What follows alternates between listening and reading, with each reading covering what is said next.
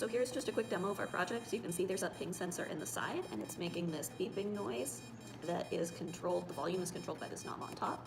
And when your hand is close, the pitch is higher, and as it moves farther away, the pitch gets lower. So you can hear the pitch change as I move my hand.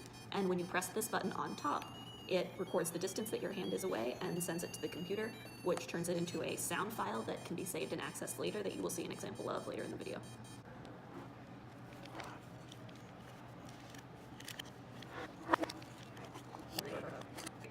Okay, so here we have the ping sensor where it's reading out distances.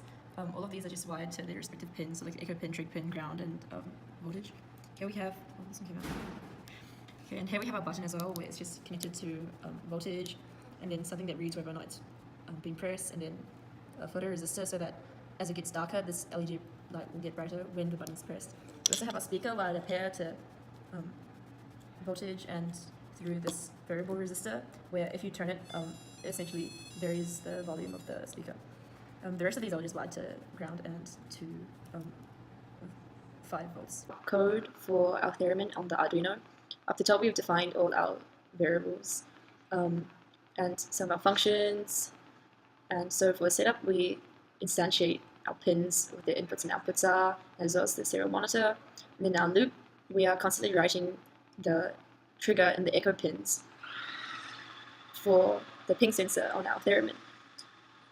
Here we calculate the distance that an object is to the ping sensor, and then, okay, so this line calculates the frequency of the note depending on the distance, where increasing by 1 centimeter increases the note by 1 tone. This calls a function at the start which plays the note, and this sends a signal through to the speaker which is inside the box. And then if the button is pressed here, then the serial will output the distance. When the button isn't pressed, right now it's not, it'll just read 0, and we'll see why we chose to do this later. But when it is pressed, which is now, it outputs the frequency. So moving your hand cursor will create a lower frequency which corresponds to a higher pitch note. So this first portion, when you create the Arduino object by checking the serial port, you can only create it once, and if you create it more than once, the program will crash because you can only have one thing coming in through that COM port. So the first part checks to see if there is already an Arduino open from a different time that you ran the code or from a different portion of code, and if it is, it closes it, and it creates a global variable Arduino. So that way we can reference the Arduino several times without creating the object each time we reference it. And then at the bottom, we open the Arduino so we can start finding and importing the data from it. One limitation we ran into was that every time we read from the Arduino with the scan function, it only read one line of the serial monitor's output, and then output this as a single double. So we created an array to hold all of these.